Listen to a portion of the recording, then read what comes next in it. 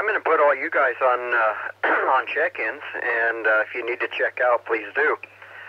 But anyway, enjoy your lasagna, Bart, and everybody else enjoy your supper or your sports or whatever. But we will certainly enjoy things over here. We will miss you, but we will be with you in spirit. Good evening, everyone. This is N7GES in Fort Collins, Colorado, and welcome to the NCARC TechNet. I always forget to remind people, so I'll start out right away that to let you know that we are streaming our net live on YouTube, and you can find that on the NCARC YouTube channel. We're also archiving those for future listening, so they're available for later viewing, listening as well. And we're also available on Echolink as W0UPS-R. So you're welcome to join us in a multitude of ways. Occasionally we have somebody available who can relay comments from the YouTube channel into the net remotely. So take advantage of any of those that you like, and we'll certainly try to help you out. We discussed various issues, some fairly technical, some fairly low level, but still important to amateurs of all abilities and levels. All opinions are certainly welcome, and you know, we try to keep respect of everybody's opinions and ideas here. I've taken a few pre-net check-ins. I'll take a few more just to see who is here.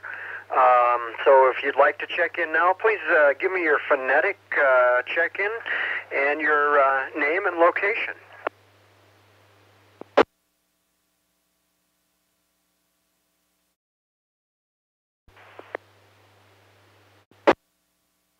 Evening, Kevin, N0EMP, Greg, Fort Collins.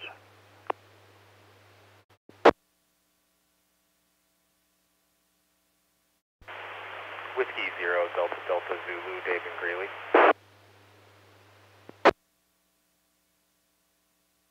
W0 TJH, Bertha.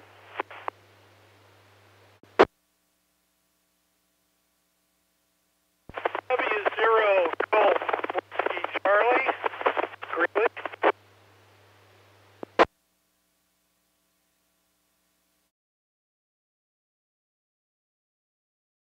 N0 Triple Q, Evan, Brian.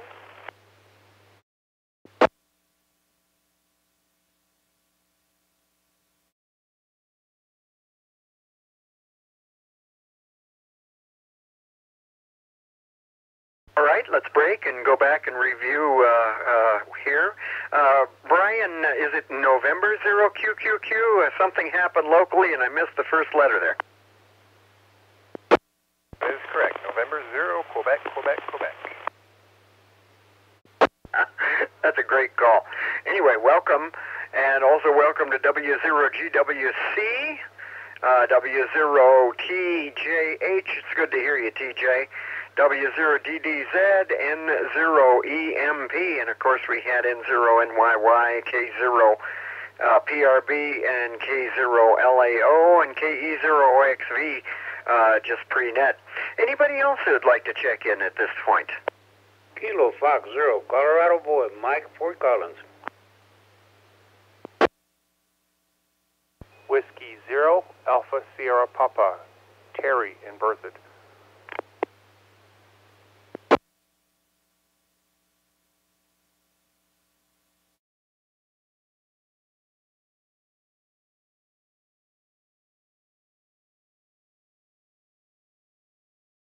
Okay.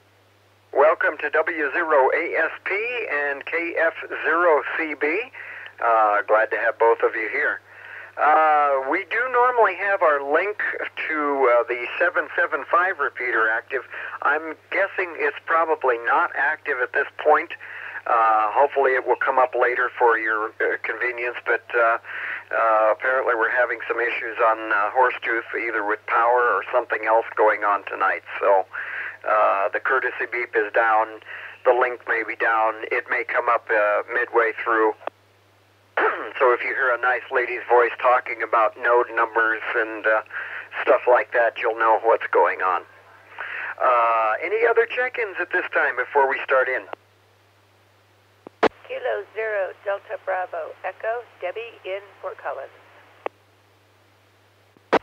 Kilo Echo 0 Quebec Oscar Foxtrot, Keith in Thornton.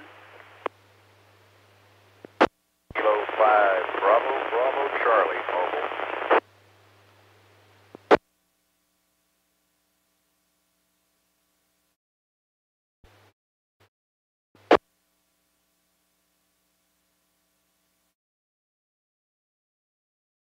Okay, welcome to K5BBC, KE0QOF. Good evening and welcome, Keith. K0DBE. Welcome, Debbie. Thanks all for being here. Anybody else before we start in? Kilo Delta 0 Tango Yankee Uniform, Joe here in Loveland. Kilo Echo 0 November Papa India, just north of Fort Collins, John.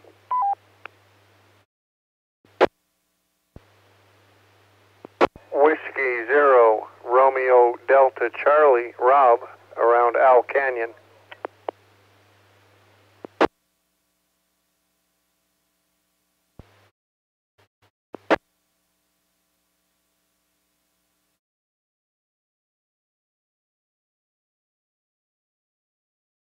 Right.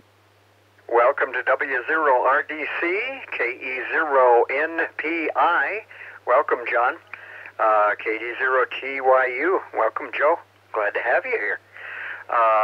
Okay. Let me stop at this point, and we have not entertained questions from listeners of their own topics for a while.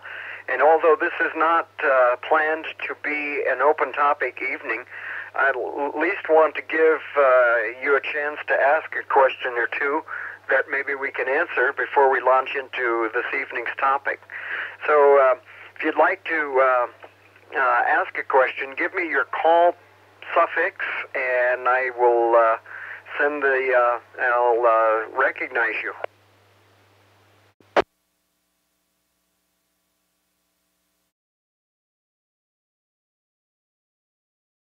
Zero in my line. Can I check in?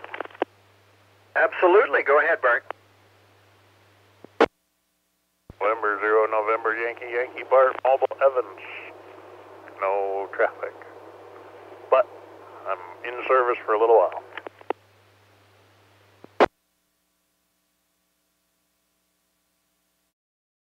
Okay, welcome. One more call. Anybody have a question for the TechNet before we open our topic up tonight?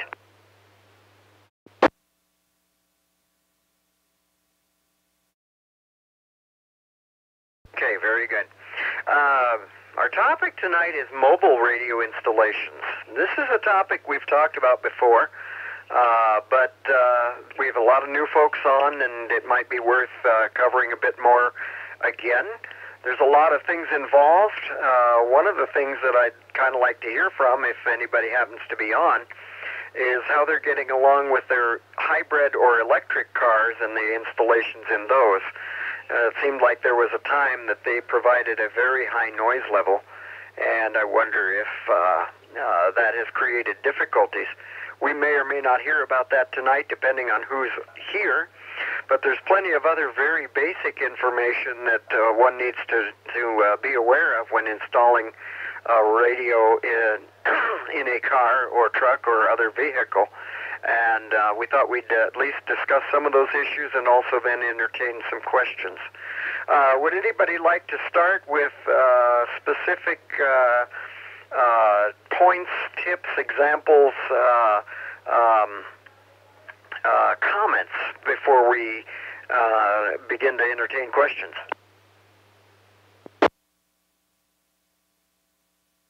Yeah, one comment. If you put a radio in a vehicle, used to be, anyway, it worked for me, come direct from the battery to the radio and eliminate the other ones. If you come any other route, you picked up a lot of noise all over. But it's best to come from, used to be best to come from the battery to the radio.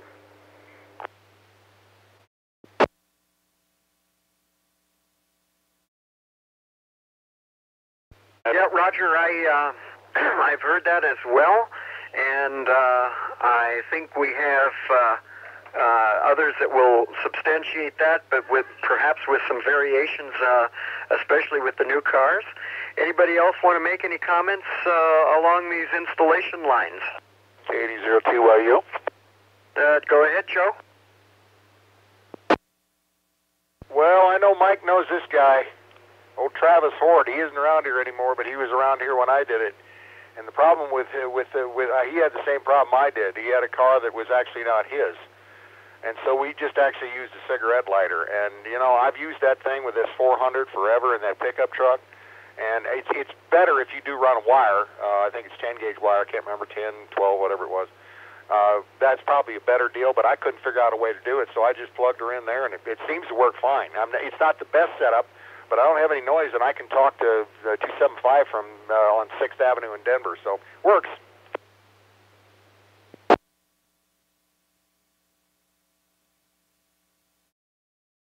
Roger that, and I know other people do use those, some successfully, some not, but it also depends on what you've got available to you. So there you go. Others, please. Other mobile installation in general, tips, concerns, warnings, that sort of thing. N0 EMP. EMP, good evening, Greg. Evening, I got a list here. I got 6 points I wanted to hit, and some of them have been touched on already a little bit. And then if anybody wants, after I hit on these points, I can expand on any of them if anybody wants. The first point is to use heavy enough gauge wire for the current your radio can draw. And typically that would mean using the wiring harness that came with the radio, if you still have it, or get a new one from the factory. It's important to use a heavy enough gauge wire for the current so you don't have a fire.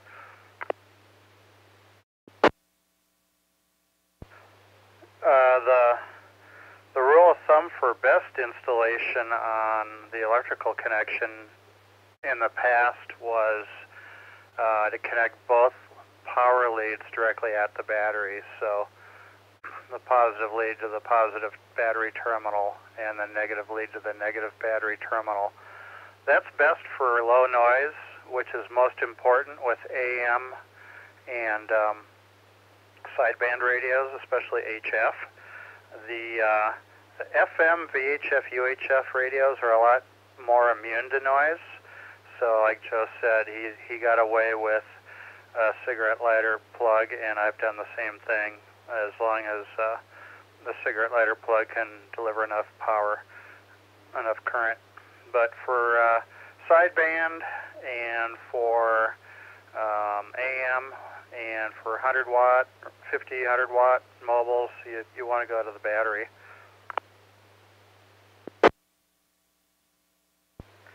There's an exception to that. My Nissan Xterra has a current sensor in the negative lead of the battery, and it monitors how much power is drawn out of the battery and how much power is put back in through that sensor on the negative lead. And connecting the negative of any other accessories like a radio right at the battery can bypass that system and goof up the charge controller. So I read that in my owner's manual. I didn't know about it until I read it. So check with your owner's manual if you're going to connect the negative power lead right at the battery.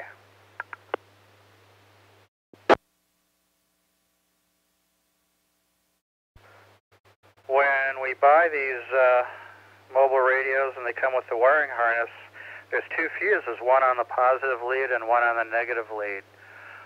If you're going to connect the negative lead directly at the battery, leave that negative fuse on that negative lead, because otherwise there's a type of failure that can occur if your big, heavy negative lead that goes to your engine frame comes loose. When you turn the key to start the engine and you draw the heavy starter current, you can cook your coax or your power lead if it's not fused. So leave both fuses on if you're going to connect both of them directly to the battery.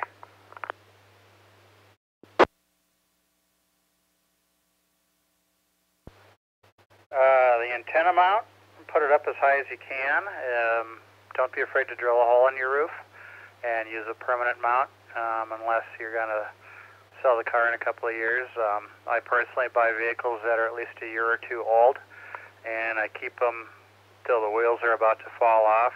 So go ahead and best practice again. Of course, there's always exceptions, but if you can, drill a hole and use a mount. And the best antenna mount for that is the NMO mount because it's waterproof and it's physically stronger than SO239 style. W0TJH. Stand by, TJH. We'll get to you in just a second here. Go ahead, Greg. One last point, and that is, especially if you drill and mount in the roof and you're going to be running coax through the headliner, but any type of installation regardless, you want to keep the coax away from all the airbags in your vehicle. And modern vehicles, of course, have airbags all over the place. If something happens to your antenna, like a tree branch takes it off and you don't know it, and you try to transmit, you'll get a lot of RF current on the outside of the coax, and that could initiate an airbag, so you want to route it away from all those. That's all the points, unless somebody wants me to expand on something, and 0 EMP. Okay. Now this is N7GES in the TechNet. TJH, I'm guessing that you probably wanted to comment on something that Greg said there, or had a question. Go ahead, please. Yeah, I just had a question about that. Sorry about my voice. I have bronchitis right now, but I have actually purchased antenna mounts that have said it's the position on the side of the roof was, or the side of the front of the vehicle was the best area to put it on, as opposed to the top or center. And I just wanted to ask why that was. W0TJH.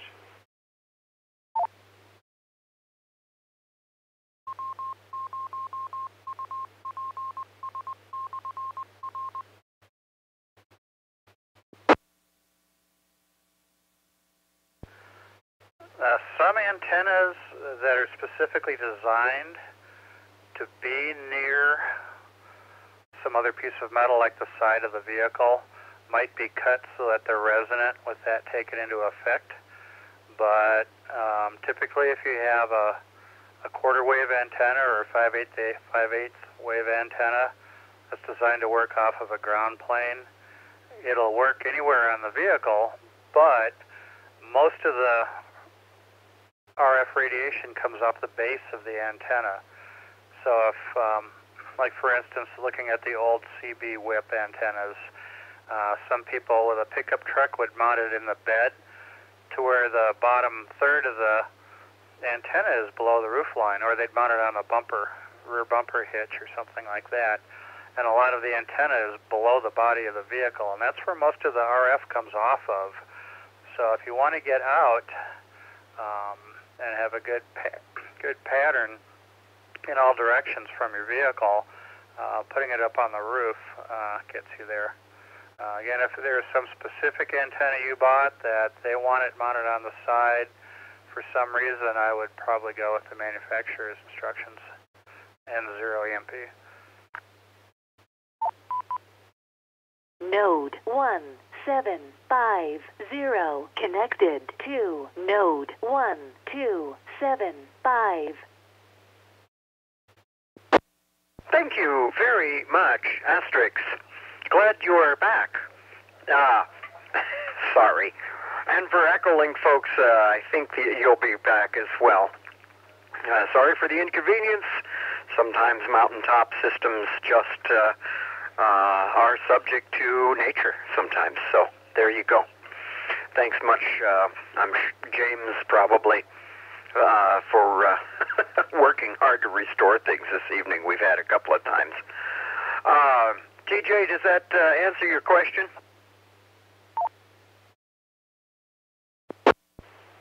Kevin, thank you. Yeah, that does. I just didn't understand that some mounting instructions were on the side of the vehicles and others were on the top.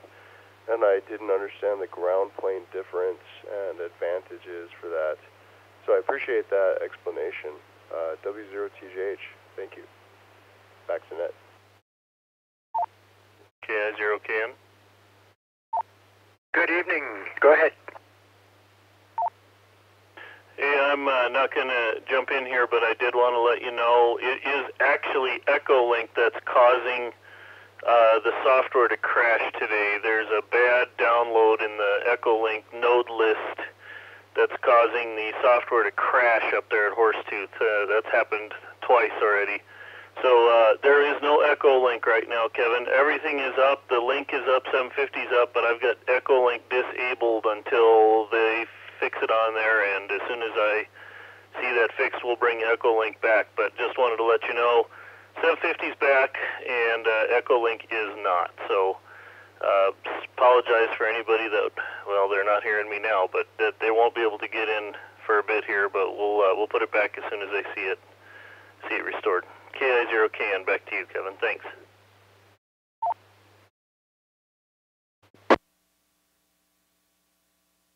Okay, thanks for the explanation.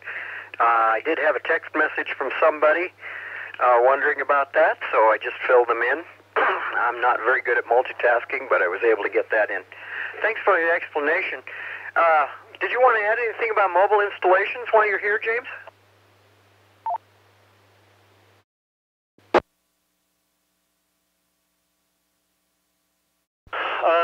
I'm sorry to say I only caught like the last two transmissions. Is there a question in the mix right now, or yeah, I'm always happy to add my 2 cents. No, we've just been getting 2 senses from everybody so far, and so yeah, if you'd like to add those, and then that may bring up other questions. Well, my stance on mobile installs as far as antenna goes is unwavering, and I think a lot of people know that, but, in my opinion, there's nothing better than an NMO mount drilled in the roof of the car.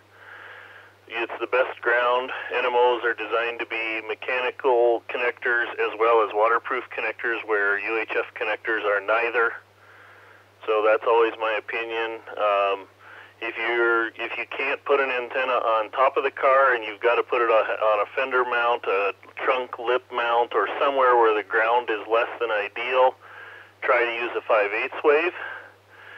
But as anybody that's seen my truck knows, I run around with quarter wave, little tiny 6-inch whips on the top of the car, and that little 6-inch quarter wave UHF on an NMO in the center of the roof outperforms my Super Gainer SG7500s that I used to have hanging off the sides by a long shot. Now, takeoff angle's higher. On a quarter wave antenna, the radiation pattern is higher, so you got to remember that. If you're going 90 miles out on the eastern plains, the Super Gainer is going to beat the quarter wave, but that's my opinion on antennas. I assume that's where we're at right now, is antennas on mobiles, Kevin?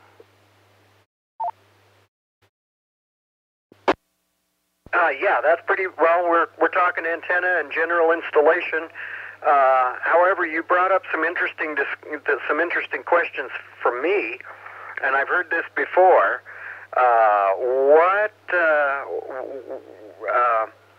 You mentioned difference in takeoff angle. I think you mentioned that your short, smaller antenna does better than the super gainer, but I think you did mention the super gainer was off to the side and not in the center of the roof. But there is a time where a 5/8 wave. I've heard people say that there are times when a 5/8 wave is actually better in certain situations than something a larger antenna. Were you starting to refer to that as well, as far as I guess takeoff angle and locations and that sort of thing? Yeah, you got to remember the takeoff angle. It's the angle of maximum radiation, as referred to the number of degrees above the ground plane. So, if the energy came directly off the antenna sideways, you've got a vertical whip, and all of it went completely sideways. That would be a 0-degree angle. And takeoff angle is more referenced typically in HF antennas, radiation angle, but it's the same thing. When you have a quarter wave antenna, the angle of the majority of the radiation is going to be at a higher degree from 0 than, say, a 5/8 or a half wave antenna or something like that. So, that being said, I drive up and down Fort Collins, Loveland, Wellington, and out to Greeley and everything else. That circle there, Longmont, no problem on the 275, right? I've got full strength all the time, everywhere. But when I drive down to Broadway and I-25, in Denver there, my signal is far weaker because my radiation pattern is above the repeater, so I don't hear it as well, and I don't transmit to it as well. In a case like that, a larger antenna, half wave, 5/8 wave, something like that would be a better choice. You would, here my general rule of thumb is when I'm traveling somewhere, not to or from work or up and down the front range, I run my quarter waves because they're lower profile, they fit in the garage without hitting and all that good stuff, and they're just lower visibility from people. Let me reset here. They don't look like a porcupine as much, but if I'm doing an event, supporting an event, or I'm, hitching up the travel trailer and traveling cross country or something like that, I usually screw a super gainer on the roof because I will definitely have better luck with distant repeaters with the super gainer, given it's a larger antenna, so you have a bigger surface area, but the angle that it radiates the energy is much lower, so yes, I will have better luck. Now, a super gainer in Fort Collins will be just fine. You'll be strong all the time because you're so close, you don't have to be in the major lobe of the antenna to be in and out of the repeater. So it doesn't matter. A super gainer or, that style 5/8 wave antenna is just fine all the time. But hopefully that clears up the angle and radiation patterns a little bit, or maybe that just throws more mud in the water. KI0KN.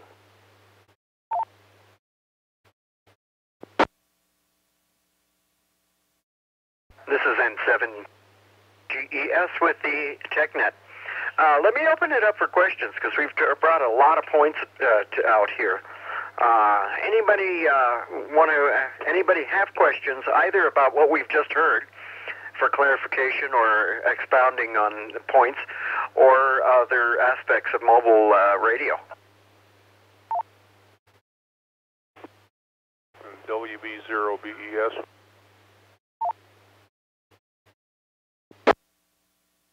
Good evening, Dave. Go ahead. Yes, hello all. If anybody needs to borrow one, I've got a 7/8" Greenlee hole punch for putting holes in roofs.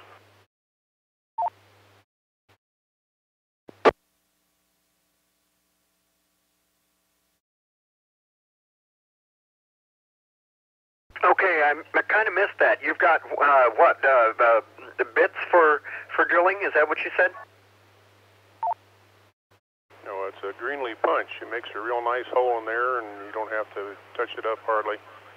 Got that available, and also several sections of antenna tower. I think it's Roan.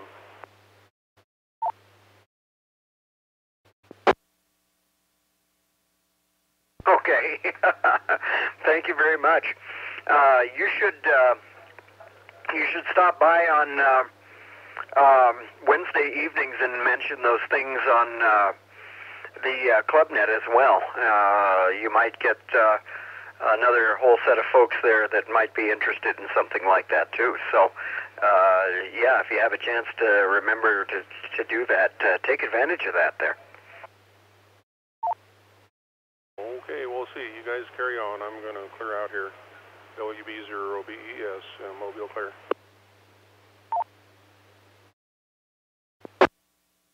Okay, very good. Any questions or other comments? E0PUQ. PUQ, go ahead. Thanks, Kevin. Hey, I have a question concerning the VHF or the non-NMO type mounts, where there was comments about it that the NMO is, waterproof, and then non-NMO is not. Does that go for like any kind of antenna mount in the UHF? EMP. EMP, go. Yeah, the so-called UHF mount, or it looks like a SO239 connector like you would have on the back of your typical radio. It is waterproof if the antenna's on it, but if you take the antenna off, you need to cap it, preferably with a threaded cap, waterproof cap that will stay on. Otherwise, if you take the antenna off and it's just left open, then it's not waterproof. Where the NMO mount will be waterproof either way with the antenna on or off. Thanks. So then the other question I had was, if you're talking about base load versus mid load and RF radiation. So if I had on my mobile, is there antennas that have like the coil wound up above the roof line so that you have the majority of your radiation up top?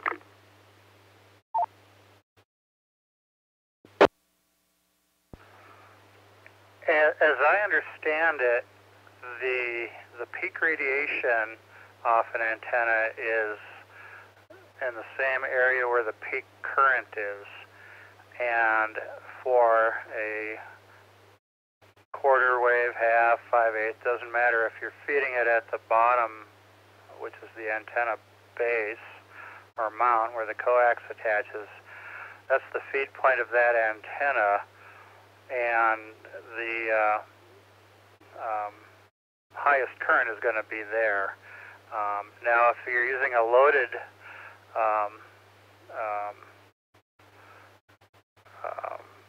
a loading coil somewhere, either at the bottom or in the middle of the antenna, I think, from what I understand, is if you use a center-loaded antenna with the coil in the middle, you're getting that current up higher than a base coil. Because I think with a base coil, that's where all your current is right in that base coil. If that answers your question, N0EMP.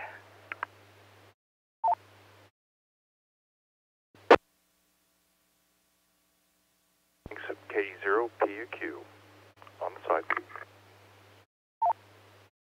MIC. Good evening, Mark. MIC, go ahead. W2MIC, Mark in Loveland. I want to expand a little on what Greg has said. Yeah, it's the first 10 or 15% of the antenna at the base where all of the current is moving, and how antennas work and how radiation works is an antenna is top 90% or 80%. Just the matching network for the radiating portion, which is the bottom 10% nearest where the coax is driving. If you put a capacitance hat on top of the antenna, either a static antenna or a screwdriver. Now the charge can flow all the way up the antenna and into the capacitor and back out. That greatly expands the amount of the exposure of the moving charge and greatly improves radiation. So that's how come you see these funny circular things that look like a pizza pie made out of wire on top of some antennas, the mobile antennas, because it effectively really increases the amount of charge causing waves of radiation, and it makes the antennas way more effective. Kilo Fox Zero, Colorado boy with a question. Yeah, Mark. Thanks, Mark, for the extra info. TV, go ahead. Setting the cap at the end of the antenna, a little light bulb would do just as well.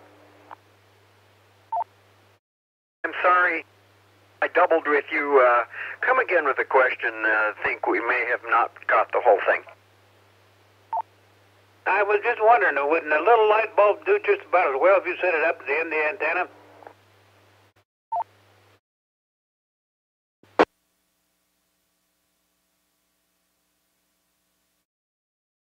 And not as effective as a capacitance hat. If you put some kind of load on the end of the antenna, sometimes called a matching resistor, you get more current to flow through the length of the antenna and up to the end. Basically what a light bulb does is provides a variable load depending on how hot the filament is. And in military applications you will see a resistor on the end of the antenna, here more likely a wire antenna. Compared to a capacitance hat on a mobile antenna, just a stick sticking up, no, a light bulb would not help. Oh, okay. It's just that I used to like to see that light bulb at the end of the antenna.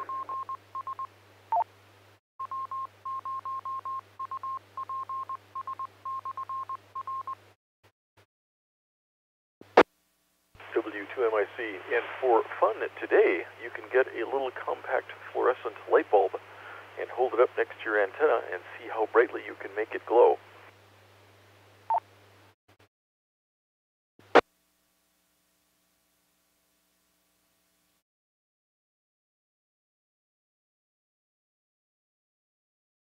All righty. Thank you, Mike. Thank you, Mark. Other comments or questions? We have not even touched, we've touched a lot on antennas. We've touched a little on electrical. I know that there are a lot of issues with noise and noise suppression. Anybody want to touch on some of those topics a little bit? Q. There was a double, triple Q. Go ahead. Thanks. I actually have a question before we leave the topic of antennas about RF exposure. I've been doing a bit of reading lately about the maximum wattage that you should be transmitting with on specifically UHF, considering that our bodies are in tune with those particular sets of frequencies. And was wondering if anybody had any particular comments on that. My specific use cases, I have a hatchback and I have a hatch mount for my antenna, and the antenna is on the rear right of the car. And I guess my maybe not a concern, but my question surrounds running a mobile radio at close to 50 watts on the 440 frequencies, and what kind of concerns there are with RF exposure. NYY. NYY, go ahead. Good evening, Brian. Good to hear you on here. N0NYY. What I suggest you do, I can't give you the numbers right off the top of my head, but what you are concerned with is specific absorption rate, SAR. And the SAR varies with frequency. I believe on 440, The primary absorber is going to be the eyeball and the fluid contained within. And if you have a 5-watt radiating antenna, it is supposed to be 6 inches away from your eyeball. So if you take that, and please look that up and don't take that number from me as fact, but check specific absorption rate. There's 100 million websites out there that will give you all that good information. Any of them that came out of the .us or the .mil websites will probably be very useful, and you can apply the inverse square law from that. A 50-watt antenna 6 feet from your head is most certainly not going to be an issue. But again, I would check the numbers and see, and it's very simple to do those calculations. And 0 in my way.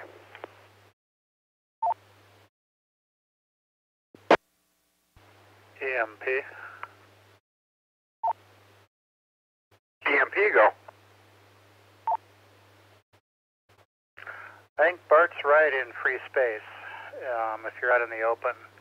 As I was picturing, I think Brian was his name, your description of your setup, if you've got an antenna mounted just outside the hatchback, outside of the glass, and it's bumper mounted so that most of the antenna is at window level, and then you're sitting inside a metal box and you're pumping RF into the metal box that you're occupying, I think potentially your exposure could go way up in a situation like that, because you've kind of made your own mobile microwave oven, sort of.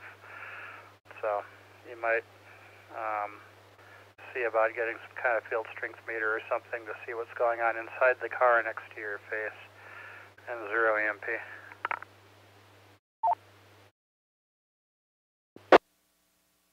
MIC. This is the NCARC TechNet, and this is N7GES. Go ahead, Mark.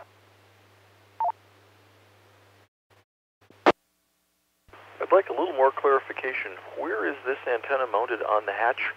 On the side, on the lower side, on the upper side, or on the top of the hatch?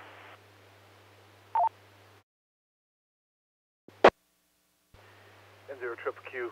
It is mounted on the right rear of the car. It's actually mounted on the hatch, on the right-hand lip of the hatch.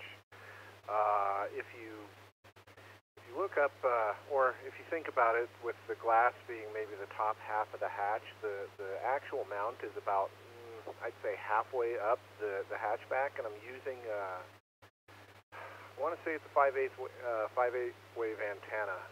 It's a diamond dual bander antenna.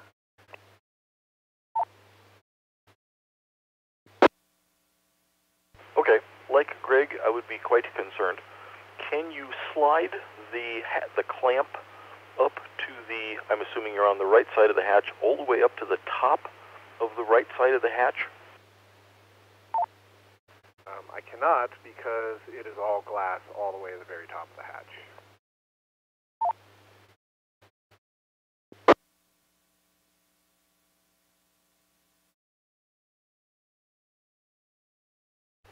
You might consider a mag mount on the roof. Yep. That said, I don't operate at 50 watts. I usually operate at medium power at 25 watts.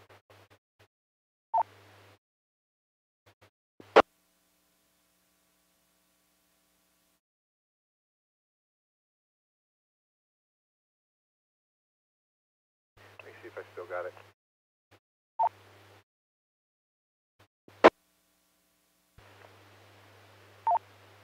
That said, I do most of my operation down in the 142 meter band. I don't operate on 70 centimeter just because I've had this particular concern before I wanted to really get out there on 70 centimeter.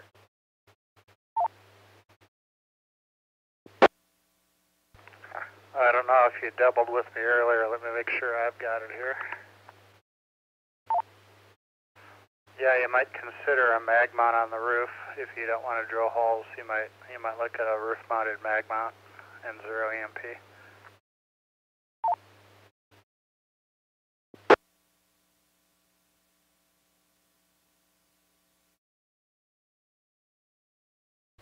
Okay, thank you. I've got some additional research to do.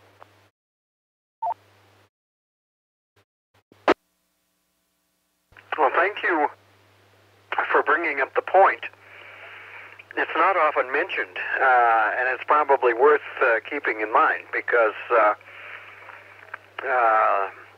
it's probably something that some of us do not think about quite as much as we should, even with things like cell phones and stuff like that. So there we go. Okay. Additional comments or questions? We have several other aspects of mobile installations that we can talk about, but we've certainly covered some good things here. MIC. MIC, go. Kevin, I would like to suggest the best website I know of on mobile amateur radio installations, radio, wiring, batteries, fuses, coax, antennas, mounting, you name it. And that is K0BG.com. Kilo Zero Bravo Golf.com. K0BG.com. It has all kinds of reference material, examples, what works, what doesn't work, how to solve various situations, why to put fuses in both the negative and the positive lines going to the battery, mounting radiation patterns, and everything else I can think of.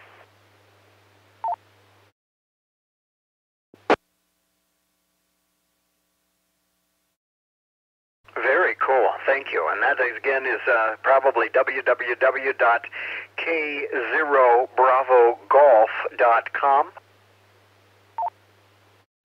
Correct.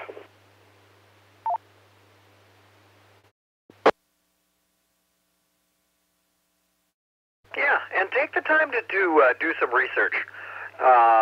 Lots of reasons for getting some good information before you go to the trouble of drilling and pulling wires and doing all those things, especially if you're hitting things for the first time. Okay, other comments or questions? RDC. RDC, go. Hey, Kevin, this is a W0RDC. I was wondering if anybody's ever had problems getting an SWR low on a mag mount antenna, and what did they do to get it into an acceptable range?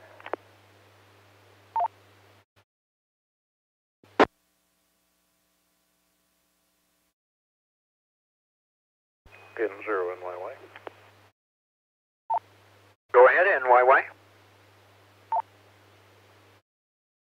I haven't had problems with it per se, but I will say that I have noticed that mag mounts do tend to be a little bit more finicky in the SWR adjustment, normally the tuning the length of the whip or the top section, than hard-mounted antennas. The bandwidth on a hard-mounted antenna seems to be much greater. And I always assumed that that was because the bottom of the magnet, which is usually connected to the ground of the coax, or the shield of the coax, is actually capacitively coupled, although somewhat closely, to the metal of the car body rather than directly coupled. So again, I've noticed mag mounts can be a little more finicky.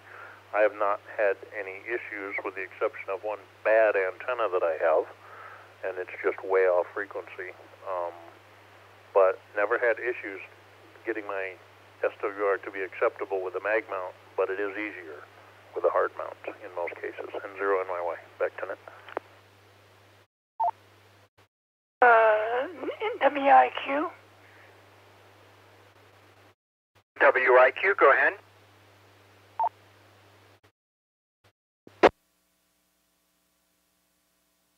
Almost all the mag mounts I've had have had a little Allen screw in the base where the radiating element slides into.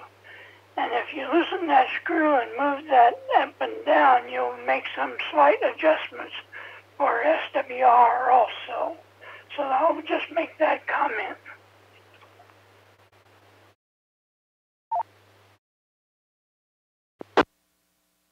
Okay, thank you.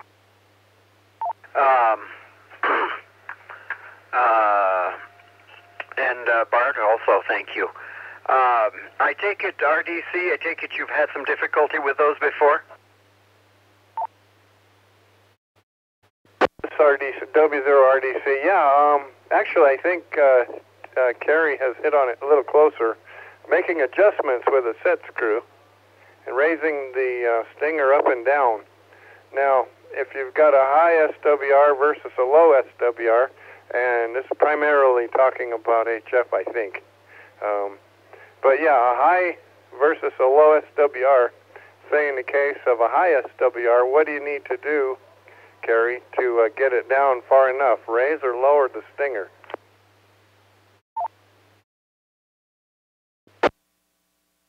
Well, if you raise the stinger, you make the antenna a little bit longer. And if you lower it, make it a little bit shorter. And therefore, you need to know which way to move it to make a better SWR. Of course, you might not have enough range in the sliding of the stinger up and down and still be able to use the set screw to hold the stinger. So you might have to build a matching network of some sort to bring the SWR down.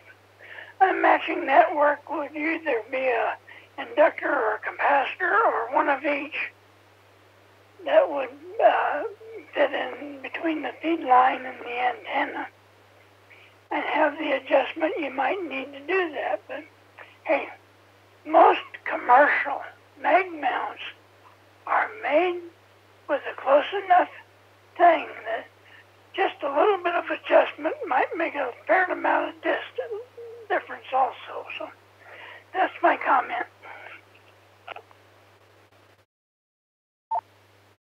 NYY again. NYY, go. So in order to know what direction you have to go, if you use an antenna analyzer, that's fairly simple. That tells you where the center or the lowest SWR is. If you don't have that option and you're just using an SWR meter, you want to check both ends of the band, as low as you can go and as high as you can go, and check the SWR in both places. If you check the bottom and the SWR is a little bit higher than it is at the top of the band, let's say 144 and 149, if the SWR is lower at 149, your antenna is probably too short because it's responding better to the higher frequency. Conversely, if the SWR is better at 144, your antenna is probably a little bit too long because it's better at a lower frequency, so you need to shorten the antenna to bring it back to your operating range. Is that clear?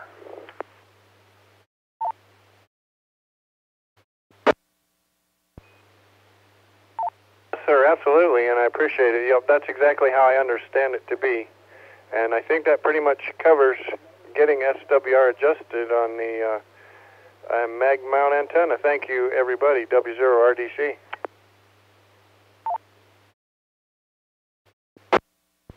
Bart, would there be a situation where you've got support structures in the roof in certain spots that would change the SWR if you moved the mag mount a certain amount or not? Is that ever an issue?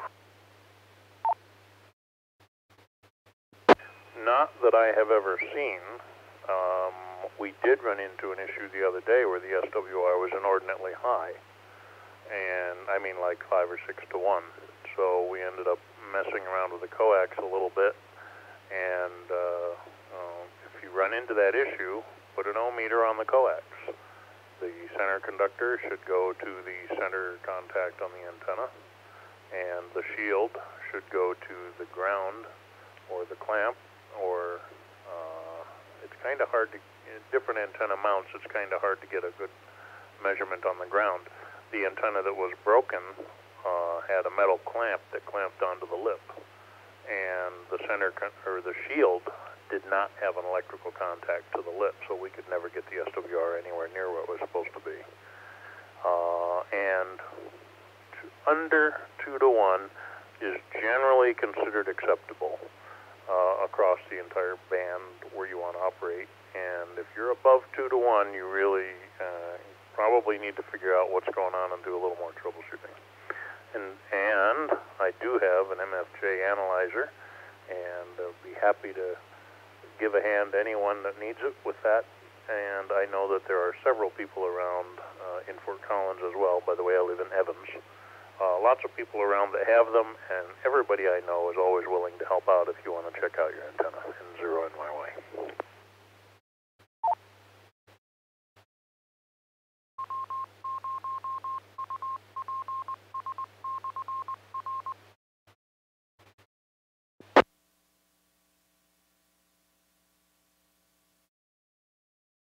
Okay, excellent. Thank you, folks. This is N7GES with the NCARC TechNet. Other comments, questions, other points about mobile installations? ASP, I know you were very interested in this topic in general. Did you have questions or comments that you wanted to make for us?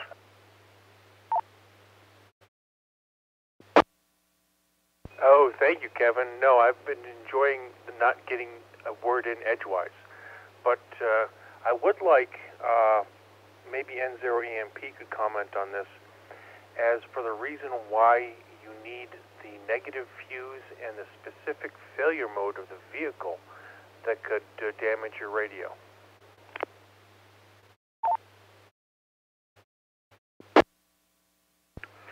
Okay, N0EMP, let me make sure I've got this.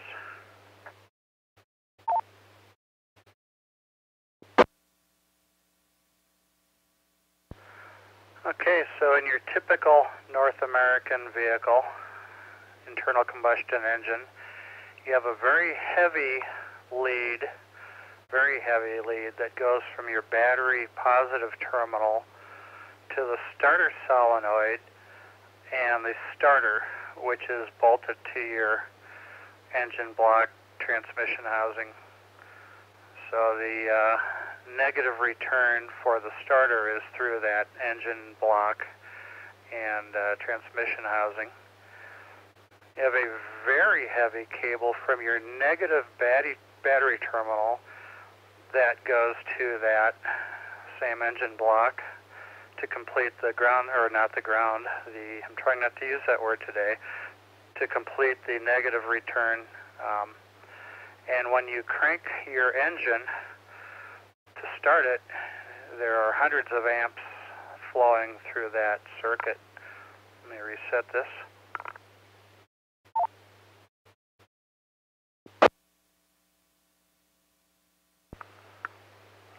If you connect your negative wire from your radio directly to the battery negative post, and something anywhere associated with your radio is connected to the frame of the vehicle in any way, and this can be your mounting bracket for the radio itself, or it can be your antenna coax at the antenna mount. If that is connected to that same metal frame that your engine block is connected to, there's a path there.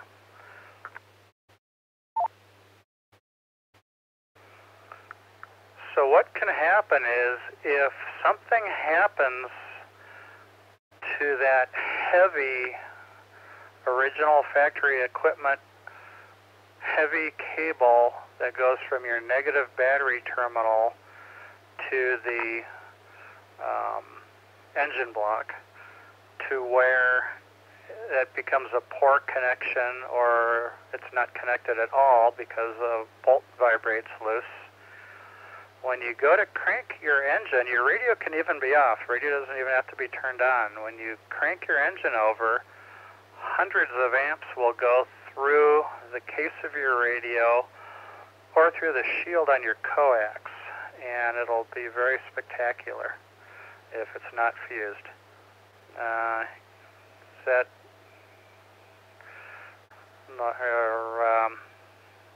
you seeing what I'm getting at there in 0 EMP?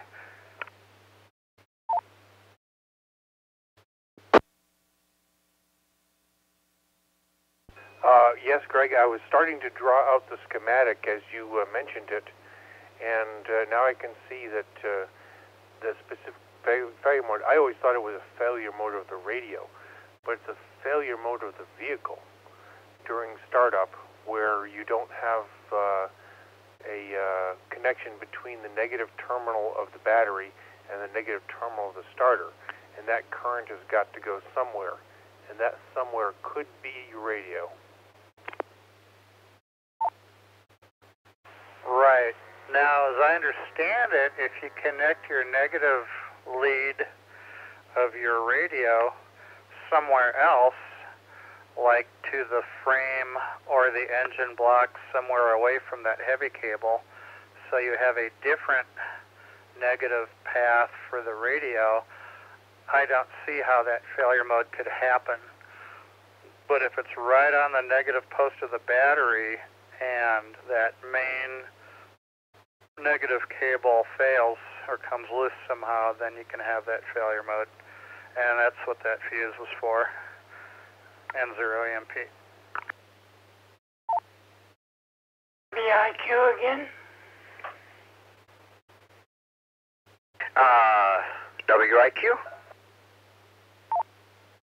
Well, if you check the installation instructions for your radio, they usually tell you to run 2 wires from the radio to the battery. One negative lead goes on the negative post of the battery, the positive lead goes on the positive post of the battery.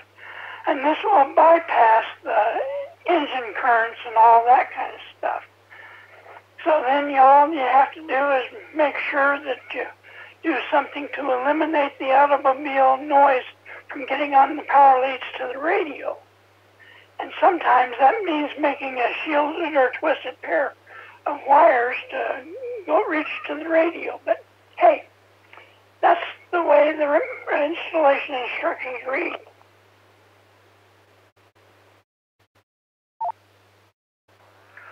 Yeah, the question, Curry, was why do we have a fuse on the negative lead? And yes, if you most installation instructions say to connect directly to the battery, both wires, but there's a failure mode if that heavy cable comes loose for your starter.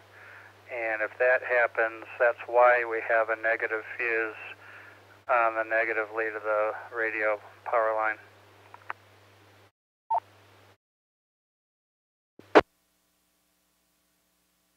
AVV. Good evening, AVV. Go. I think one of the points that may be missed here is that while I have both the negative and the positive fused underneath the hood of the truck, and it goes directly to the battery, there's also secondary fusing that comes with our radios and the original power cabling, where there are fuses generally, not always, on both the negative and the positive. So you need to, at whatever point you're bringing it into the cab or into the passenger compartment, there's always the potential of having meltdown because of the access through the firewall. And if you do that, you need to have it fused outside and inside, and having it on both leads is just a protection for you. So that's probably the thing there that you want to look at. The other thing in terms of the interference and that's created oftentimes by the engine compartment, whether it's computers or ignition or alternator or whatever, if you put a ferrite core around the cables that are coming into the passenger compartment, you'll alleviate a lot of the hassles that you have with that right off the bat. Back to you, Kevin. K7AVV. NYY. Thanks, Randy, and welcome. NYY, go. On most vehicles, your battery has the as was already mentioned, the fat, heavy cable to the engine block. There is also a cable from battery negative, in most cases, to the body of the vehicle. And there is supposed to be a ground strap, generally from the firewall of the vehicle, to the engine block. Virtually all automotive wiring uses the body of the vehicle as the ground. So, in addition to the starter failure situation, if you lose the ground between the body of the vehicle and the battery, then your headlights and numerous other electrical loads can need a path to get back to ground at the battery, and all of that will also go in the frame of your radio if your radio is connected to the body and down the negative wire. So, in addition to the starter, there's also all the body electrical that can cause a similar issue of too much current trying to find a way back to ground. N0 NYY.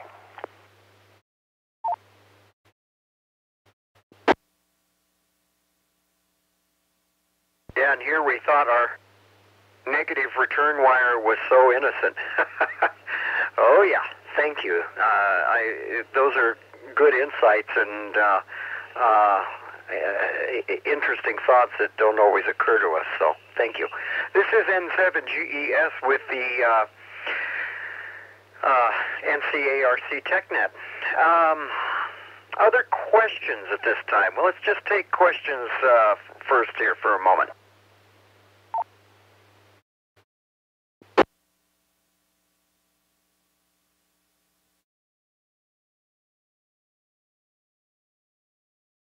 Okay, other comments?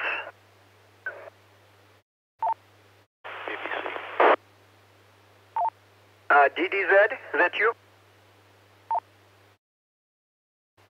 No, BBC, but I may be in a bad spot for the repeater right now. You were better that time. Your voice was soft enough before. Delta Charlie? Kilo 5, Bravo Charlie, and my comments on this grounding. You'll see on various websites, if you get 6 guys in a conversation, you will get 24 replies. And I've got some experience with upfitting emergency vehicles. We never had any connection, return wire or negative connections to the front of the vehicle. Many of the provided electrical connections, particularly in Fords that they provided, there was no grounding involved. You used the chassis. The closest point to the RF deck or the siren or the light controller is where we grounded. It was as close as possible to the controller or the RF deck. This eliminates this whole possibility of return voltage through your equipment. Any upfitter's guide, if you look at a lot of the Motorola installer guides, Harris is the same way. They don't even provide you with a wiring harness that would allow you to go much more than a foot or two away from the radio to begin with. So really running a return wire or ground wire to your battery under the hood is unnecessary work more than anything. Chassis ground has pretty much been industry standard for quite some time. K5 BBC.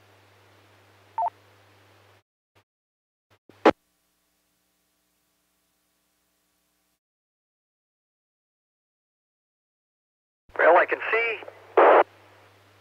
see where that would present a lot of controversy, and both things make a lot of sense. I think I doubled with somebody that maybe had a comment. Go ahead. WIQ with another comment. Okay, stand by, WIQ. Was there somebody else in there also? B0DEZ.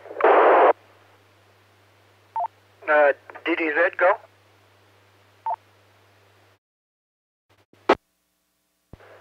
Hey Kevin, I'm on a crossband repeater, so I'm having to wait till it drops completely to get in.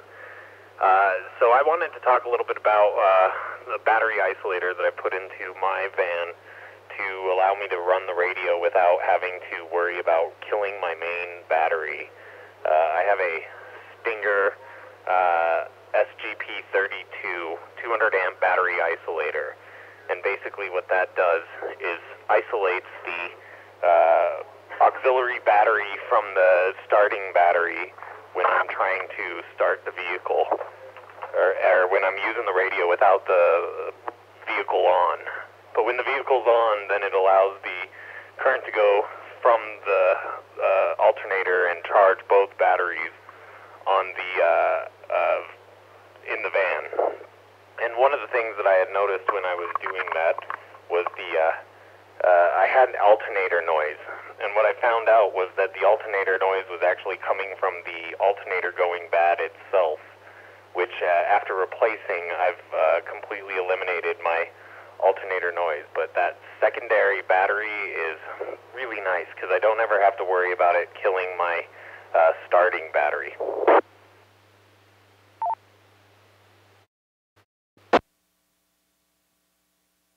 Okay, good point, and thank you. WIQ, I think you had another comment? I've always got a comment, but on this particular subject, I do have another one. I was doing a mobile installation with a dual-band radio in my car, and when I put it up to high power, I ended up with feedback that would make a squeal come out of the speaker. Now, I tried ferrite beads and all this kind of stuff before it got real serious.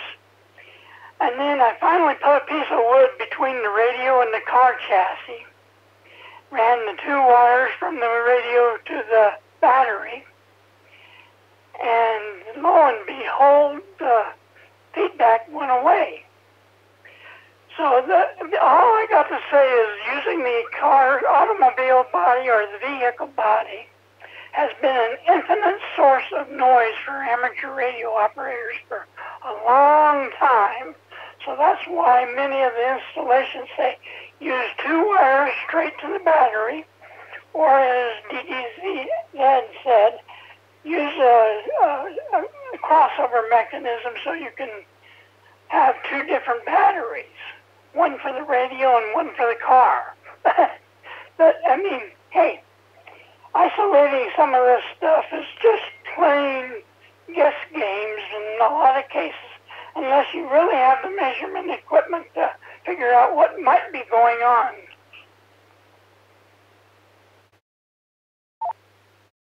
Okay, and let me just clarify with you, Carrie.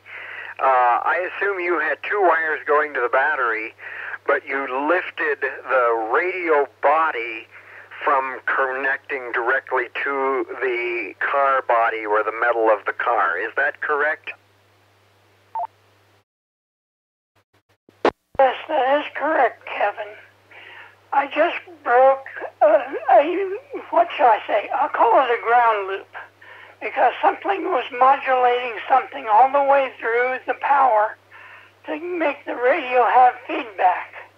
That's all I can really say. So I broke the one possibility for a current loop by insulating the radio from the car body.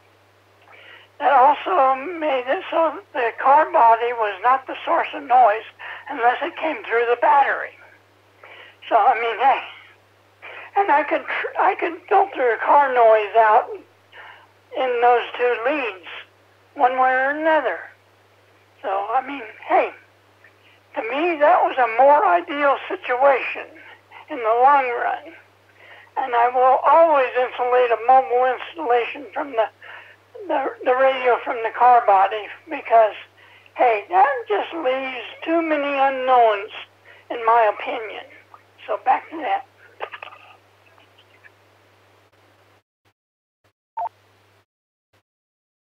Okay.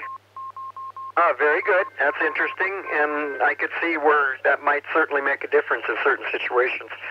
So that's interesting to know. I don't want to get into a real debate about the body ground versus electrical ground, but it would be interesting to hear more about that, both directions.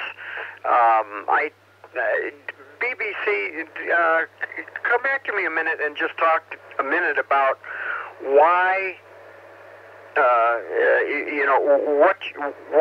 why so many people do use, what makes people want to use both positive and negative to battery. I understand that you're saying you haven't done that, but what is it that you think compels people to want to go that way as opposed to using just ground return through body rather than direct from battery? Well, a lot of it, I think, just falls back to the rather simplistic instructions that come with some of the radios, and they haven't been updated in 30 years. In many cases, they just, it's translated from Japanese or Chinese to Greek to English.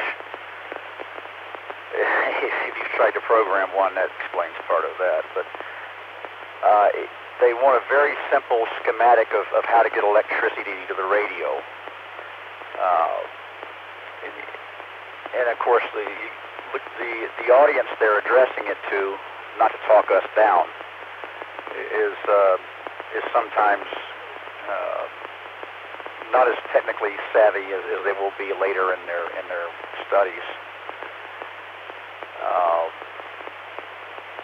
Most of the cabling that comes with the radios also really isn't suitable for the underhood environment, or in some cases just areas where it can rub over time. I've never used on my ham gear the standard wiring harness to go much anywhere more than a foot or two from the radio. Now that's just me. Let me drop it a second.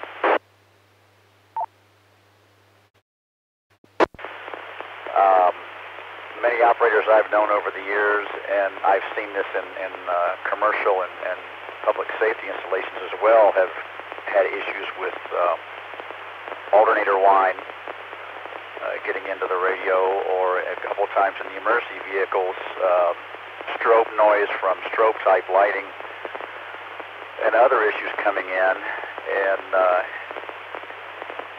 a lot of times we were troubleshooting an installation we hadn't done, and it came back to poor grounding, either at the RF deck, or in some cases in the noisemakers or the lighting or something like that. So again, it's a commercial industry standard, pretty much a public safety industry standard. And again, if you'll refer to, you can go online and see the upfitter's guides for most of them. They'll address the Hall sensor that somebody mentioned earlier that measures the throughput to and from the battery. You don't want to circumnavigate that in modern vehicles, especially. But there's just no reason to go to negative. I know what the handbooks say that come with ICOM and Kenwood and all that, but really, if you'll study a little bit further and look into the commercial installations, you'll find nobody would run to a negative on a battery. K5 BBC.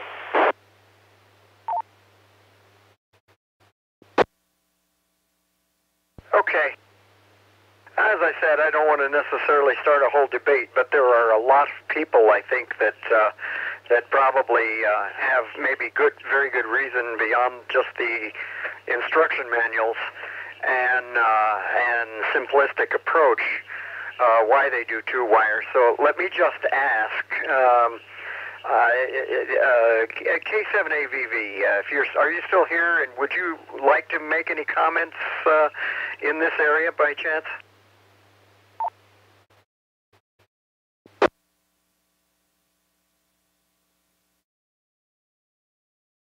Trying to find the right mic here. In terms of what we've seen over a period of time, and what we've done over a period of time, we haven't had any problems going directly to the battery. I don't have any problems with having a short ground. If you can find a place that you can actually get a good solid ground inside the compartment.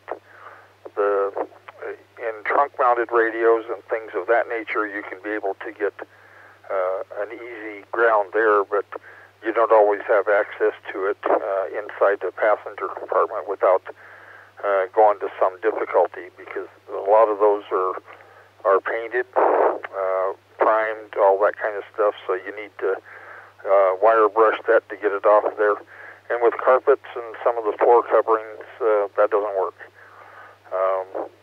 So from my perspective, I run 8-gauge wire from the battery direct, have a terminal strip, a barrier strip actually, inside the vehicle that I can be able to pull my connections from, and have not had any problem. If other people have problems, well, in terms of other types of noise, if they've tried the ferrite beads, snap-on type ferrite beads, and they haven't been able to get rid of them, well, they might look at running a shielded line, whether that's RG8 or 213, something on that line, to be able to get rid of that. But I've not had any problem with noise, but I've only dealt with primarily the major three, Ford, Chevy, and Dodge, and not had any problems in that regard. Anyhow, back to you, Kevin. WPQ. W7RF. Oh, okay, we got several here. If you can hold it for a second, Dan, Kerry beat you to it. Go ahead, Kerry, and then I'd like to hear from Dan, since this will be his first comment this evening. Well, I found a way to run some RG8 from the battery to the radio, and then have short leads from the RG8 over to the radio. And that was the installation that I used for getting power to the radio. Of course, the RG8 had pigtails that go to the plus and minus terminals on the battery, not to mention the fuses and all that kind of stuff. But hey, that's the way I did it, because I am noise sensitive, primarily because of how I earned my paycheck. But anyway, it's one of those things that I pay attention to noise. And like I said, a car body or a vehicle body, especially one that has some miles on it, tend to have things come a little bit loose and they start making noise. And you don't want to have to chase each one of those little noises if you just want to make a radio work. Back to net. Okay, now I just want to clarify. You're saying you used RG8 coax for power?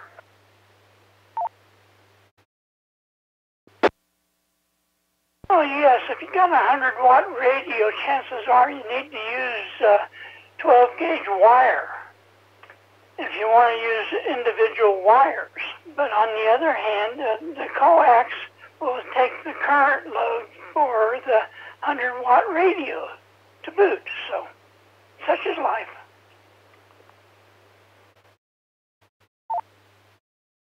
Okay, that's the first I've heard of that. W7RF, welcome, and what do you have for us? Yeah, it's W7RF. My name is Dan. I'm in Fort Collins. Little background, I've been a ham since '72. Got my first job in a professional two-way radio in 1975. Started a two-way radio shop in 1982, and I've been continuously active every day in two-way radio, RF power measuring, that type of stuff. And while it's true, many installations can be just fine with using the chassis for ground return, some may not. And it depends also, are you using this for a limited VHF-UHF situation? Is this a low-band installation? So while some installations can be okay with a ground return via the chassis, running one wire under the hood, some may not be that happy with it. So it depends. If you want to go ahead and go cheap and easy, go ahead and run one wire under the hood and use a chassis for ground return. If you don't have any problems, you're done. If you do have some sort of problems with either noise or voltage drop situation, or ground loop, which is probably the most common, is ground loop and then noise getting into other things. That may be a reason to go ahead and run a separate ground wire to the battery. Also, the chassis of the radio itself should have a short ground connection to the chassis itself. It depends, again, where you're going to be. If you mount it somewhere under the dash, then there's always some piece of metal under the dash that you can go ahead and run a ground wire itself from the actual body of the radio, separate from the actual power leads. Now, there's a reason that they put a fuse in the negative and the positive lead, and that is partially because they want to go ahead and prevent any sort of an unhooked problem, shall we call it, between the battery, which is supposed to be to the chassis all over the place, and not necessarily so all the time. So that's why they fuse both leads, just for safety, because they don't know what kind of a installation that particular radio is going to be in. I just got finished putting in an FT891 in my Toyota Tundra pickup truck. Now, granted, hang on a second. There we go. I put in an HF Mobile in there, and I put an ICOM AH4 antenna tuner just inches away from the ball mount on the right rear side of my pickup truck bed. And it works very well. And I'm going to go ahead and continue some additional bonding between the chassis bed itself, or the truck bed and the chassis. Each vehicle has got a unique situation. So some may be factory bonded very well, and some may not. So it depends. If you're satisfied with the installation you have and it works well or well enough for you, then you're done. But if you'd like to improve the situation, it depends, again, whether you're using a VHF, UHF radio, or if this is something that's going to be HF.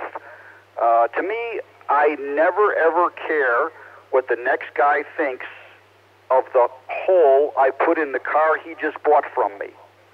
So it depends. If you're a lease car driver that turns your car in every 2 years, I feel for you because you have more limited capabilities. For me, I keep my cars a long time and don't care what the next guy thinks of it. Back to you, N7GES, W7RF.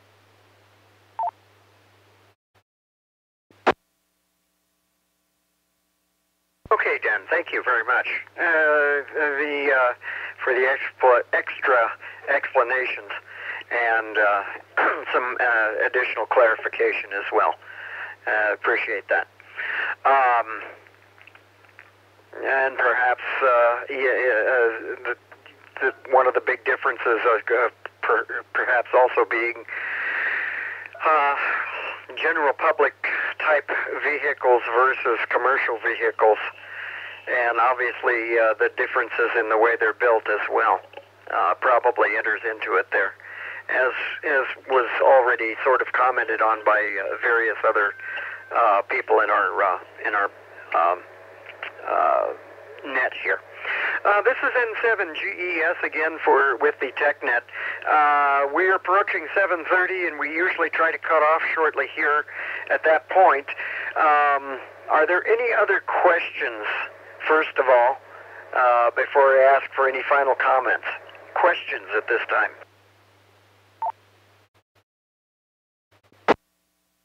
ASP? ASP, go.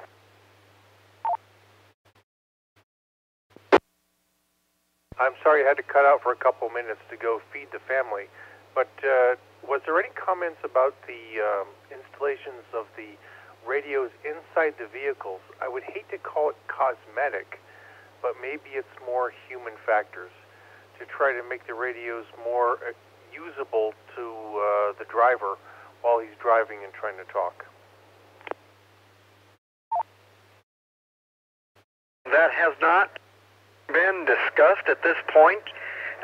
Could you perhaps give a little more clarification to your question, and then maybe we can get some more comments? Are you saying more out of the way installation, more easily reached installation, more permanent? Perhaps expound a bit more on your question.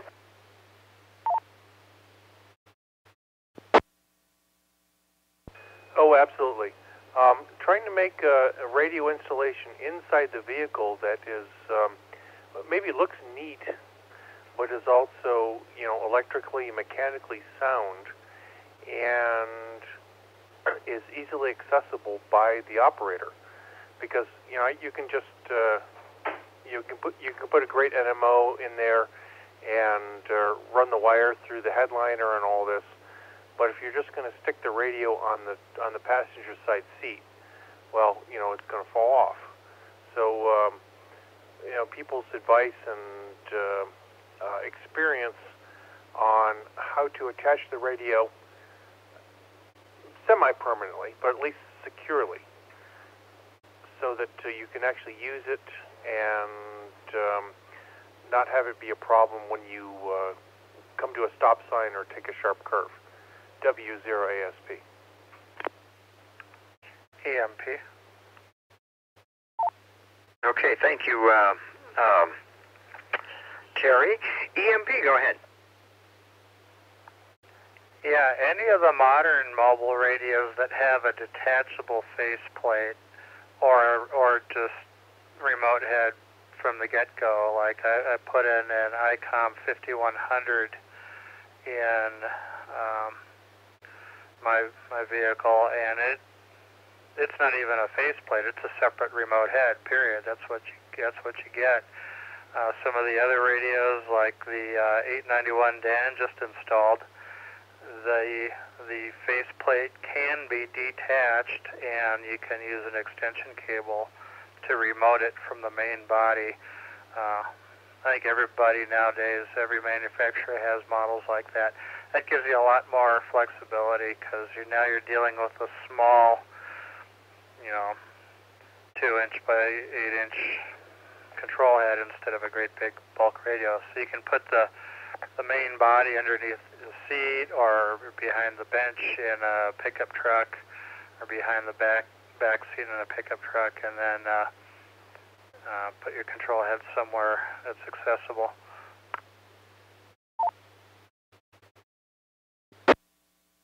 WIQ. Go ahead, Carrie. Well, I have an ID 5100 also, but I've never thought about mounting it mobile. But it has two cables, one for the microphone and one for the control head. So that might be an issue too. Now, my old ICOM 706 Mark II-G had the microphone connection in the remote head. So once you got the head remoted, then the microphone would go to the head. And there was only one cable going back to the radio. And I mounted that radio in the trunk of my vehicle, again on a block of wood so it wasn't connected to the chassis. All that kind of stuff. But then with an AH4 antenna coupler and a 102-inch whip, I could do HF, like especially 40 meters. I could talk into the high noon net here in Colorado from Lincoln, Nebraska. So, it kind of depends on what you're willing to accept along the way. Like Dan said, if it works to your satisfaction, do it that way. It's cheaper and easier if you don't run two wires to the battery. It's also, like I said, it just eliminates a whole bunch of possible variations. Back to Matt. Okay. Other comments about neat and secure installations physically?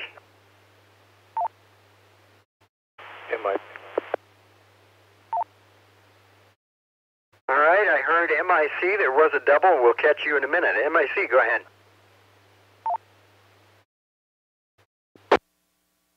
I very strongly object to mounting a radio such that one must take one's eyes off the road and look down into the passenger compartment in order to see the radio and operate it. I use radios with detachable heads, and I mount the head using industrial strength Velcro on the dash in front of the steering wheel so that as I am looking at the road, the control head, the operating panel, is just ahead of me and in view. And if I do have to look at the radio, I still have the full 180-degree view through the windshield and the side windows in my peripheral vision. So that's a safety issue. I'm not sure if that exactly falls into Terry's question about neatness. The chassis I mount in the trunk or in the console in the case of my Suburban, as I don't want that to be stolen. Terry kind of talked about security, and there's both security from the point of view of safety and use, and there's security from the point of view of not having the radio be stolen. RDC question. RDC, go. Yeah, we've got the radio, the console mounted in the trunk, and we've got our remote control or the control head up in the dash, like you say. What do I do to get my audio up into the cab or the passenger compartment?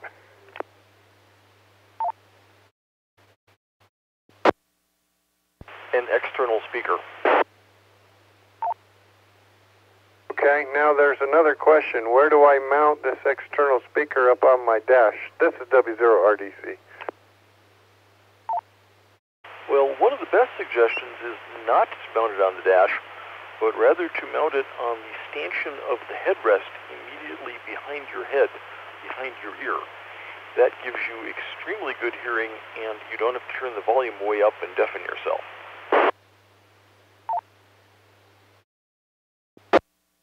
Okay, well, here's another example, and I think, NYY can tell you how he gets his audio from the radio up into his passenger compartment. Go ahead there, N0NYY. Well, thank you. Your mind-reading skills are second to none. In the trunk of many cars, I don't know about mine, but in the trunk of many cars, there's the option to install additional audio equipment. So there's, in newer cars, my 99 Tahoe has nothing like this. My 2015 Kia does. So I simply took a patch cord from the external speaker on the radio, which is under the seat and can't be heard at all, up to the auxiliary audio input in the dash, and now my ham radio comes through the 8 or 10 speakers I have inside the audio, or inside the cab of the car, and it's wonderful in N0 NYY.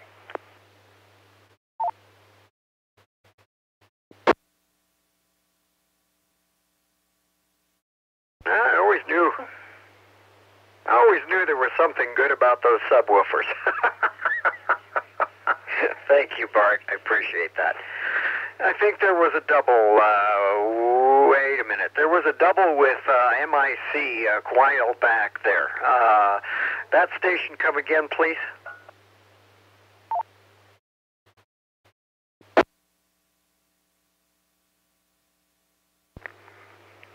W7RF with just a short comment. Go ahead, please.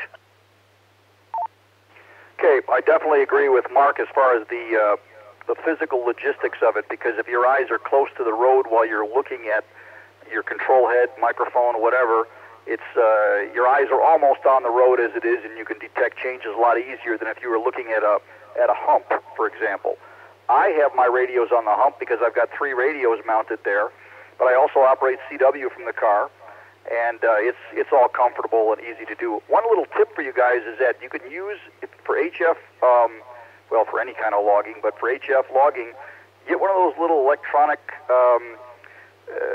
note takers, kind of like it's an electronic recorder, and you can set the time and date to GMT.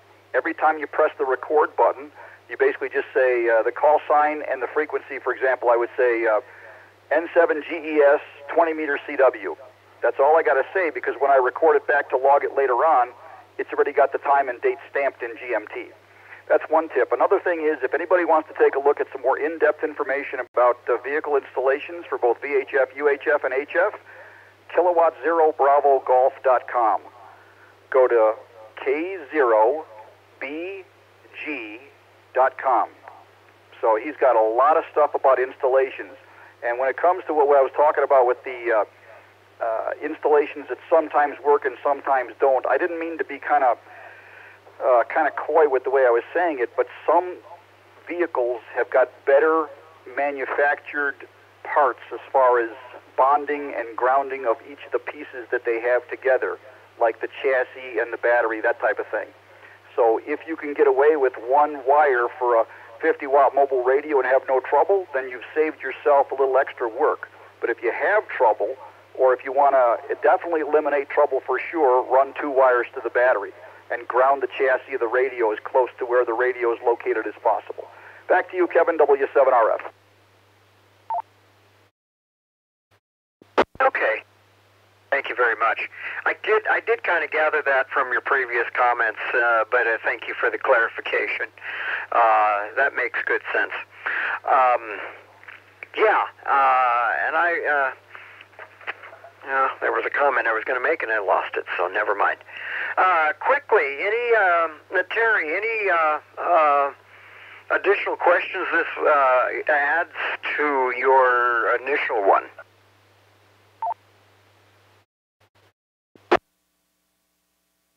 Well, Kevin, I find the discussion was very helpful. Thank you very much. And I would still like to think about when we have show and tell day for the club, that maybe people bring their mobile rigs and do a show and tell on that. W0ASP. WIQ with a comment? Yeah, make it kind of quick because I think we need to start wrapping it up here. Okay, quick and short. It depends on the car, it depends on the radio, it depends on your ambition and what you want to accomplish. So it's one of those things that's got so many different variables in the thought pattern that you have to consider them all. This is N0WIQ. Well said. Thank you. Thank you very much. Okay. Well, I could probably keep getting comments all night, and hey, if you want to stick around after the net and go into what we call the postgraduate session, I think there's probably a lot more discussion that could happen. I hope that we have, for any of you newcomers, have brought you a lot of things to consider when you put in that first radio, and those of you who are not putting in your first radio certainly have had some new things to think about when making these considerations. So if we've been of help, I'm glad to hear it. And I thank you, everybody, for your expressing your various views, some opposite views, and keeping everything very respectful. I think there's value on both sides, and it all has to be evaluated in the context that it's being done. So thank you very much. So this is N7GES. I'm going to suggest that we close this at this time. I did not do my homework and come up with next week's topic yet, so I apologize. I will get that posted. I also see that this week's did not get posted, and I thought I sent an email about that, so I do apologize if that was my fault. But I will try to get this next week's posted shortly, so that those of you who like to look that up in advance can do that. I'm sorry I failed to do that as I was getting ready for net here this evening. Thanks all, though. Thanks all very much for participating. We've had a lot of information shared here tonight, and I hope that all of you found something usable in what's been carried here. We'll say 73, and we'll see you next week with some sort of hopefully interesting topic, as I certainly always try. If you have suggestions, please email elmers@ncarc.net or as in Public Affairs Officer at ncarc.net, and let us know about those suggestions for TechNet topics. And if you have questions for us that you'd like us to consider covering, well, that sort of falls into topics. But if you have questions about a situation that you've run into that you might like to hear some discussion about, post that to us as well. So again, thank you for all who've contributed, and 73s to everybody for this evening, and we'll see you next week. N7GES, the frequency, the repeater is now clear for normal use, and thank you again.